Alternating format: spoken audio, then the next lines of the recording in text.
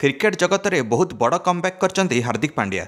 गत 6 मास भितर बहुत ट्रोल शिकार होती हार्दिक पांड्या, किंतु सबकिछि भूली जाए टी20 विश्वकप फाइनाल में शेष ओवर में हार्दिक पांड्या चमत्कार बोलिंग करें और निजर चमत्कार बोलिंग योगदान जो भारत को विजय लाभ कराइले विश्वकप फाइनाल में। रोहित शर्मा मध्य हार्दिक पांड्या प्रदर्शन उपर बहुत खुशी थे। फाइनाल जितला पर भारत हार्दिक पांड्या कहले बहुत किछि मो विषय कहुई गत 6 मास भितर, किंतु मो सबकिछि नजरअंदाज कर देछि। मु केमिति व्यक्तित्व यह समस्ते जानी नाहांती, सेथिପାଇଁ एणु तेणु कथा कहते। मो सब निजर प्रदर्शन जरिया लोक मानक जवाब रखे।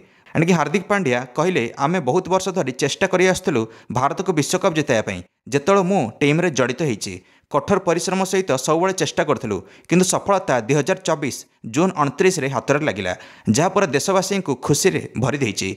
आईपीएल बेले हार्दिक पांड्या मुंबई इंडियंस पटु कैप्टेन भार संभाली रोहित शर्मा ठारू कैप्टेन भार नहीं परे बहुत ट्रोल होते हार्दिक पांड्या। हेले मध्य निज मुहर हस झलसुला सब एणिकी मनरे कष्ट थाए खराब फॉर्म जो ट्रोलिंग बहुत सही हार्दिक पांड्या, किंतु चलित विश्वकप रे हार्दिक पांड्या बैट और बॉल चमकिले। एणिकी खास करके फाइनाल रे हेनरी क्लासेन और डेविड मिलर को बड़ विकेट नहीं भारत सपक्ष मैच टी नहीं आसिले। दर्शक बंधु मैंने निज घरे एमआई फैंस मैंने सम्मान दे नथिले हार्दिक पांड्या को, किंतु विश्वकप फाइनाल में 16 रन डिफेंड करी भारत को ऐतिहासिक फाइनाल जिताइले हार्दिक पांड्या। निज 3 ओवर मात्र 20 रन देते और 3टा विकेट नहीं हार्दिक पांड्या।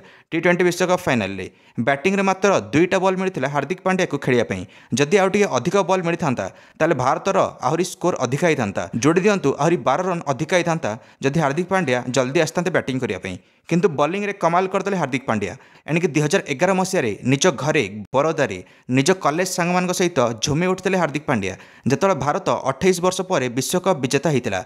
दर्शक बंधु मैंने आज 2024 रे हार्दिक पांड्या निजे प्लेयर रूप में भारत टीम को एणिकी विश्व चैंपियन बनई निज बॉलिंग द्वारा। एबे तो विराट कोहली और रोहित शर्मा टी20 फॉर्मेट रु अवसर नेले, एबे हार्दिक पांड्या को बारी तांको पर पूरा दारमदार भारत टीम को आगु नापी।